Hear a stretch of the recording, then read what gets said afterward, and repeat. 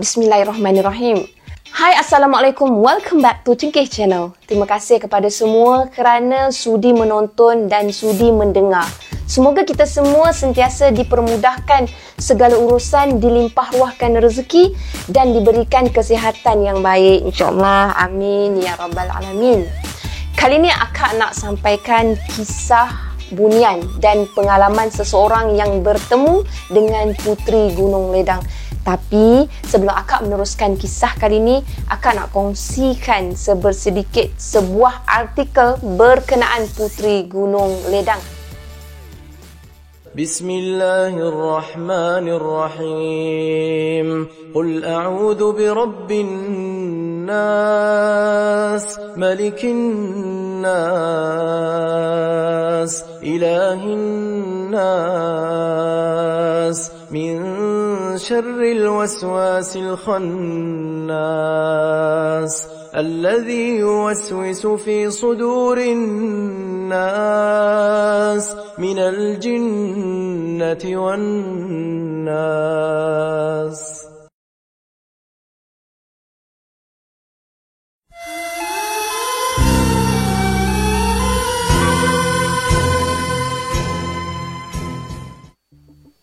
Meneliti legenda Puteri Gunung Ledang sememangnya menimbulkan 1000 persoalan lantaran terdapat versi cerita Sultan Mahmud Shah membina jambatan emas dari Melaka ke gunung di Johor sebagai syarat peminangan puteri tersebut.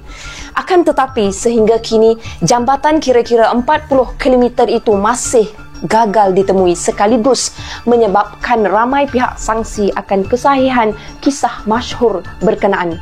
Cerita Puteri Gunung Ledang sememangnya terkenal dan dicatatkan dalam kitab Melayu lama, antaranya Salalatus Salatin, Sejarah Lama, dan Hikayat Hang Tuah.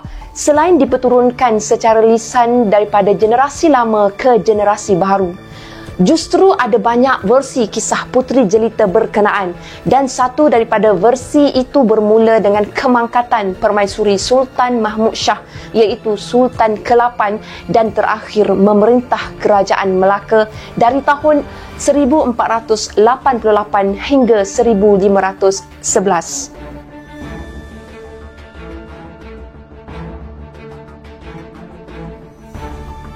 Akibat kematian permaisurinya, Sultan Mahmud menitahkan Hang Tuah yang sudah tua selain Sang Setia dan Tun Mamat melamar Puteri Gunung Ledang yang amat jelita. Ada versi mengatakan puteri itu bukanlah manusia, sebaliknya orang bunian. Maka rombongan peminangan dihantar dan selepas beberapa hari meredah hutan, akhirnya Tun Mamat bersama pengiring tiba di Gunung Ledang. Hang Tuah yang uzur gagal meneruskan pendakian manakala Sang Setia menemani Hang Tuah. Selepas lama mendaki menelusuri hutan tebal, Tun Mamat tiba di tamanan indah di atas gunung.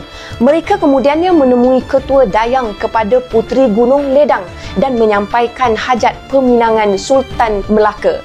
Selepas lama menunggu jawapan, akhirnya datang seorang nenek bongkok menyampaikan syarat 7 hantaran Puteri Gunung Ledang, iaitu jambatan emas dari Istana Melaka hingga ke puncak Gunung Ledang, jambatan perak dari puncak Gunung Ledang ke Istana Melaka, 7 dulang hati nyamuk, 7 dulang hati kuman, 7 tempayan air mata anak dara, 7 tempayan air pinang muda dan semangkuk darah Raja Muda Melaka. Tun Mamat terkejut mendengar syarat yang mustahil dipenuhi tersebut. Beliau kemudian turun menemui Hang Tuah dan menceritakan hal berkenaan.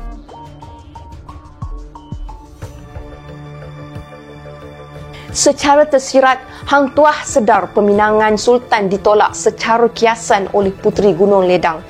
Lalu akibat kecewa kerana gagal menyempurnakan titah, Hang Tuah enggan kembali ke istana dan menghilangkan diri dalam sungai. Tun Mamat pulang menyampaikan syarat peminangan kepada Sultan Melaka. Tanpa memahami maksud tersirat di sebalik syarat hantaran, Sultan Mahmud mengerahkan seluruh rakyat menyediakan tuntutan supaya baginda dapat memperisterikan Puteri Gunung Ledang. Keadaan dalam negara menjadi kacau bilau apabila rakyat dikerah membina jambatan emas dan perak sehingga seluruh emas dan perak milik kerajaan dilebur. Tidak cukup dengan harta kerajaan, emas dan perak penduduk turut dirampas. Lebih zalim, kalangan gadis dikerah berkurung di dalam istana dan dipaksa menangis manakala rakyat lain dikerah mendapatkan pinang muda untuk diperah airnya, walhal pinang muda tidak berair. Selepas bertahun-tahun, akhirnya semua hantaran berjaya disediakan kecuali satu, iaitu semangkuk darah Raja Muda Melaka, iaitu Raja Ahmad. Sultan Mahmud diceritakan tidak sampai hati untuk membunuh anak kandanya yang masih kecil. Tetapi hasutan nafsu menyebabkan baginda tidak mempedulikan apa-apa lagi. Lantas dada kecil Raja Ahmad cuba ditikam. Tetap ia bukan penghalang!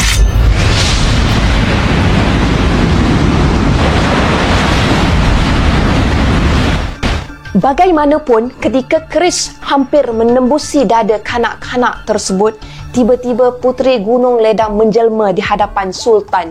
Puteri itu menzahirkan kekecewaannya terhadap Sultan Mahmud yang sanggup menindas rakyat dan menumpahkan darah zuriatnya sendiri kerana tergila-gilakan wanita yang tidak pernah dikenali.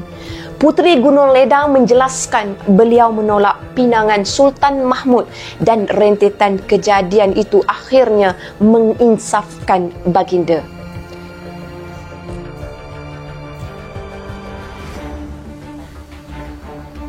Sehingga kini, ramai pihak tertanya-tanya di manakah letaknya jambatan emas dan perak yang kononnya sudah dibina.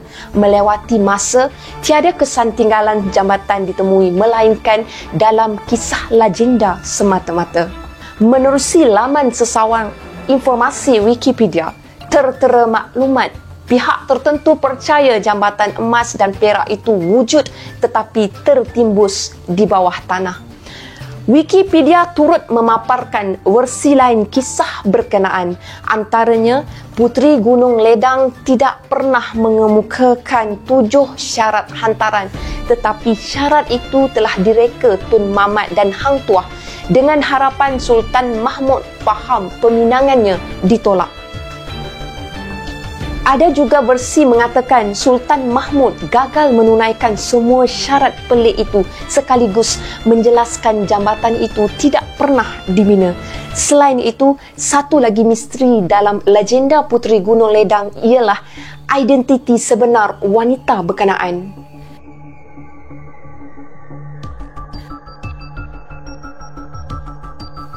Ada juga cerita disebarkan kononnya Puteri Gunung Ledang bukanlah manusia tapi ratu bunian, jin atau makhluk khayalan. Bagaimanapun, ada juga pihak dan pengkaji yakin Puteri Gunung Ledang adalah manusia, iaitu puteri raja dari Jawa.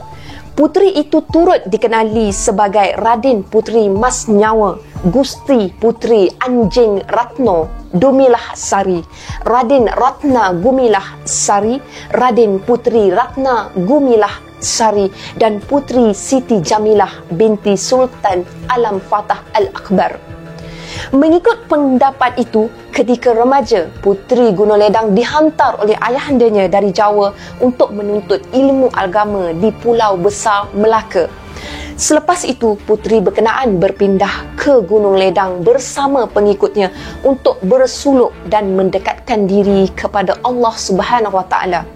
Mengenai dakwaan kononnya Puteri Gunung Ledang adalah bunian atau jin, pihak skeptikal berhujah sememangnya gunung dan hutan menjadi kediaman jin dan tidak mustahil makhluk halus itu menyamar sebagai Puteri Gunung Ledang untuk menipu manusia.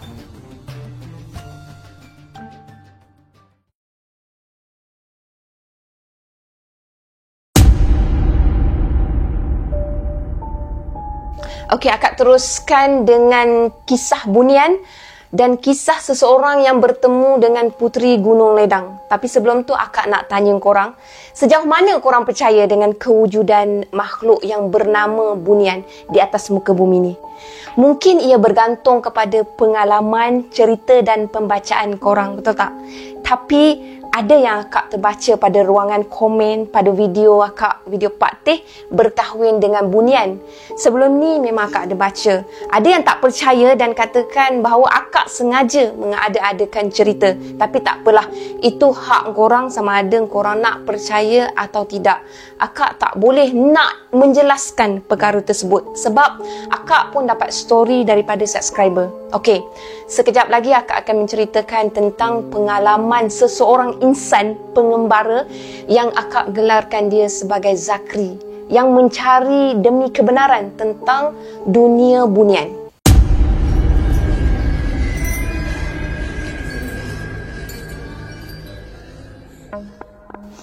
Perkampungan bunian seperti mana yang kita ketahui sejak zaman Nabi Allah Sulaiman AS lagi. Cerita ini telah didengar, iaitu isteri dia yang bernama Ratu Balqis.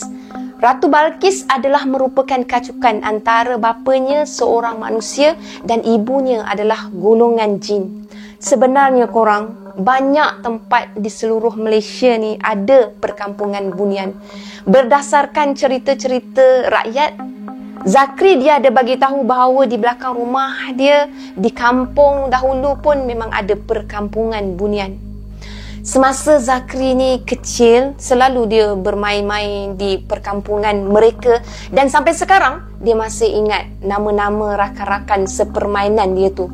Malah Zakri juga dia sentiasa diikuti oleh 3 orang puteri bunian. Kemana je Zakri pergi, mereka nak kahwin dengan Zakri, tapi atuk Zakri ni larang sebab katanya mereka tu menyusahkan hidup manusia je. Atuk Zakri cakap mereka tu umur dia dah berpuluh-puluh ribu tahun, dah tersangat tua, tapi yang hairannya mereka nampak sebaya je dengan Zakri. Zakri tak ada apa-apa niat pun pada mereka, sekadar bermain bersama sahaja. Malah Zakri pun tak tahu apa itu makna kahwin. Jadi Zakri pun dia buat tak tahu je lah.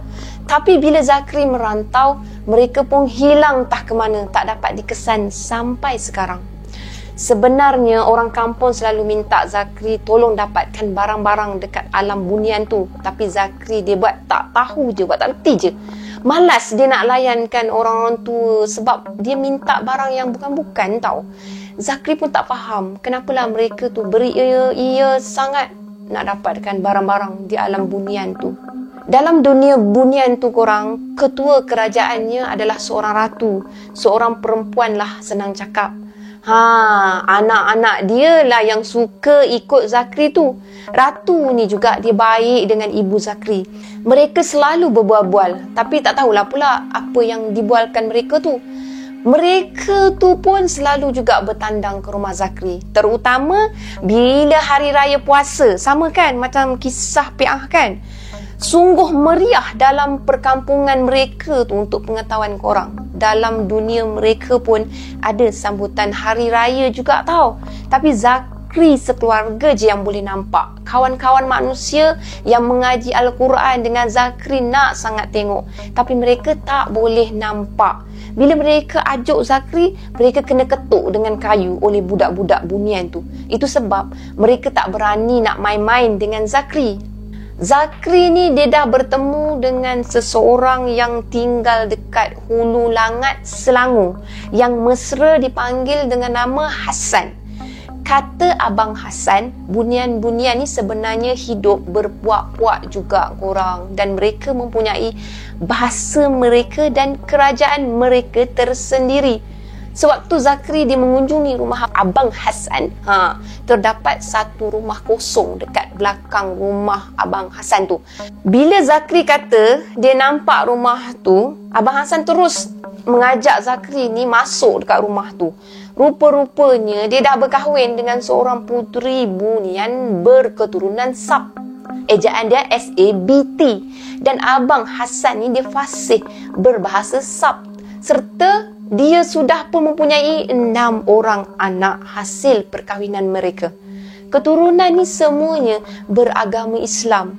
Dia kata tak ada seorang pun yang tahu dia ni beristeri dengan bunian.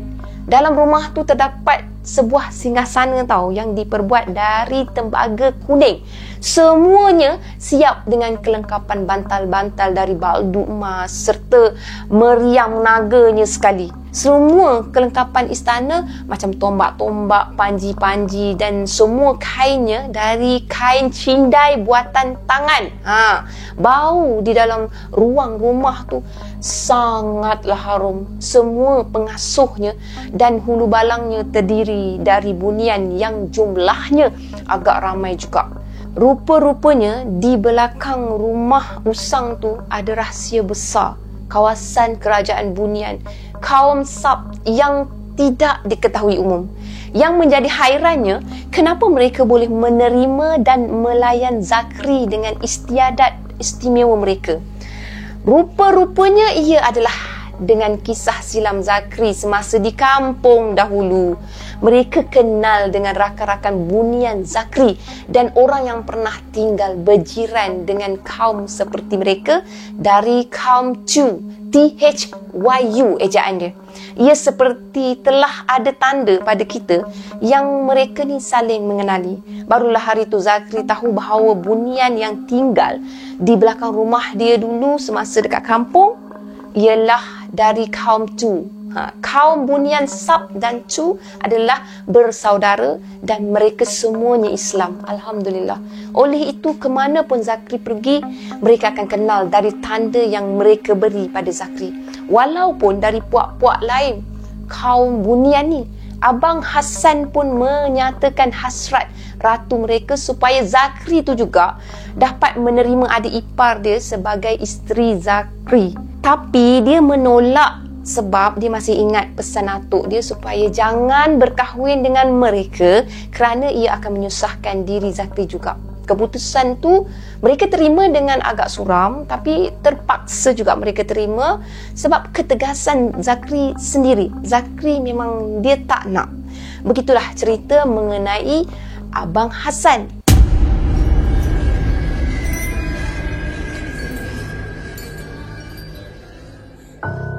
Seterusnya akak akan kongsikan pula mengenai kisah Zakri bertemu dengan Puteri Gunung Ledang. Di lain ketika tu, Zakri dia telah membuat ekspedisi sendiri ke Gunung Ledang. Dia nak menyusuri kebenaran akan cerita legenda Melayu lama berkenaan Puteri Gunung Ledang dekat situ. Setelah beberapa hari dia di Gunung Ledang, maka dia nampaklah pintu untuk masuk ke alam bunian tu.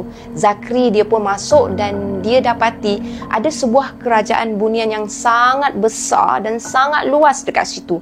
Dari atas puncak gunung tu dapat dia lihat, bak kata Melayu lama, sayup saujana mata memandang akan luasnya kerajaan bunian tersebut. Ia sangat cantik dan sangat tersusun.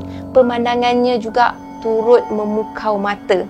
Rumah-rumah mereka dibina tersusun di lereng-lereng gunung seperti beranda-beranda diperbuat daripada kayu bulat dan dilengkapi dengan atap dari jerami halus, diikat rapi, cantik sangat. Ia langsung jauh berbeza dari mitos cerita Melayu lama di mana filem ataupun yang diceritakan buku-buku hikayat lama. Ia jauh lebih indah daripada tu. Kemudian nenek kebayan keluar dari lubang gua yang bercahaya dengan wajah nenek tu yang sangat tua dalam keadaan terbongkok-bongkok, bertongkatkan kayu cemeti berbuku-buku dan berbengkang-bengkok tongkat tu. Kemudian nenek kebayan tu pun bertanya, "Apa hajat tuan hamba kemari?" "Hajat hamba hendak bertemu dengan Tuan Puteri Gunung Ledang," kata Zakri. Dengan tak semena-mena dia bertukar menjadi seperti seorang puteri yang sangat jelita korang. Zakri terus bertanya, adakah dia tu Puteri Gunung Ledang? "Ya." Jawabnya pendek je. Jadi Tuan Puteri lah yang dipinang oleh Sultan Melaka untuk dijadikan permaisurinya. Tanya Zakri lagi. "Ya," sambungnya lagi. "Kenapa tuanku menolak akan pinangan tersebut?" Tanya Zakri lagi. "Dia tidak layak," katanya. "Siapa yang Tuan Puteri kata tidak layak? Tuan Puteri kah atau Sultan kah?" Tanya Zakri. Dia hanya tersenyum dan ketawa kecil je. Lepas tu dia melangkah masuk. Kemudian dia menoleh semula kepada Zakri dan berkata, Di luar sana ada sebuah kenderaan. Jika tuan hamba hendak pulang, gunakanlah kenderaan tersebut. Di situ juga ada hadiah untuk tuan hamba. katanya sambil menunjuk ke arah pintu keluar istana dia. Terima kasih Tuan Puteri, tetapi sebelum hamba melangkah pergi, bolehkah hamba melihat-lihat kawasan kerajaan tuanku ini? Dia memohon, dia hanya mengangguk-anggukkan kepala dia dan berlalu pergi. Maksudnya nenek tu tadi, Tuan Puteri tadi angguk-anggukkan kepala dia, tandanya boleh, maksud dia pergi. Zakri pun dia keluarlah daripada ruangan tu menuju ke beranda kawasan situ. Beranda istana situlah. Dari situlah dia dapat tinjau ke seluruh kawasan kerajaan tu, dari kiri ke kanan, kanan ke kiri, dari atas sampailah ke bawahnya, dengan penuh menakjubkan sekali. Memang sangat-sangat menarik. Tak pernah terbayang dan terfikir adanya kerajaan seumpama tu di alam nyata ni. Setelah dia melihat seluruh kawasan tu, Zakri pun melangkah ke pintu keluarnya dan terdapat sebuah pedati kuno. Macam dalam cerita orang-orang Rom kan, di hadapan pedati tu terletak 2 buah tempayan tembaga kuning bertutup rapat. Alangkah terperanjatnya Zaki bila saja dia meletakkan kaki dia di atas pedati tu, dengan tiba-tiba ia ditarik terbang oleh seekor burung purba zaman Jurasik, zaman dinosaur, macam itulah lebih kurang. Melayang ke udara mengelilingi kerajaan bunian dan melihat mereka melambai-lambai tangan dari setiap beranda-beranda rumah mereka di kiri dan kanan dekat lereng-lereng bukit tu. Zakri diterbangkan ke kampung halaman dia, tepat ke halaman rumah dia. Macam mana burung ni tahu rumah aku? Bisik hati Zakri. Zakri pun turun dan dia menarik tempayan-tempayan tembaga tu turun daripada kenderaan tu. Serta bingkas bangunlah burung tu, dan juga burung tu terbang semula ke udara. Kemudian burung tu menghilang dari pandangan. Zakri dia bawakan tempayan tu masuk ke dalam rumah dia. Lepas tu dia bersihkan badan dia, dia nak solat subuh. Selepas dia berehat, Zakri dia pun teringatlah tempayan-tempayan yang dia dapat tu. Bila dia buka je penutup tempayan tu, terkejut korang sebab masa tu kelihatan terdapat ketulan-ketulan emas dalam satu tempayan dan batu-batu permata dalam satu tempayan yang satu lagi. Kan dia dapat 2 tempayan kan. Kemudian Zakri dia tutup semula. Lepas tu dia pergilah buat-buat kerja dia, apa semua. Dia buat urusan dia. Selang seminggu Zakri dia pergi buka semula tempayan tu. Dia buka sekali lagi. Dia nak tengok balik semula dekat tempayan tu. Bila dia buka, dia mendapati kedua-dua isi tempayan tu dah bertukar korang. Ceteka bertukar jadi apa? Ceteka. Korang mesti dah biasa pernah dengar kan? Jadi apa? Jadi daun? Bukan jadi daun. Tak, bukan. Sebenarnya, dia mendapati kedua-dua isi tempayan tu telah bertukar menjadi batu-batu hitam yang tak ada nilai harganya. Bukan kata daun dah. Lantas masa tu Zakri dia pun cakap lah, kalau dah jin tu, jin jugalah namanya. Telah Zakri ni jangkakan perkara tu akan berlaku. Dan akhirnya ternyata ia benar-benar berlaku. Sekian untuk kisah dari Zakri. Sekian saja perkongsian akak pada kali ini. Apa yang baik sama-sama kita ambil jadikan sebagai toladan. Apa yang buruk sama-sama kita ambil jadikan sebagai sempadan. Akak tegaskan kat sini, apa yang tak elok jangan ikut. Dan akak minta sangat, kalaulah ada di antara kita ni yang rasa was-was dengan story yang akak sampaikan, akak mohon agar kita ambil apa yang baik, kita jadikan sebagai toladan untuk kita. Dan apa yang kita rasakan tak elok tu, kita jangan ikut, jangan simpan dalam hati. Sekian sahaja dari akak untuk korang semua. Terima kasih kerana dengar daripada awal sampai akhir. Jangan lupa untuk like, share dan subscribe Cengkeh Channel. Bye korang. Assalamualaikum. Terima kasih. Bye.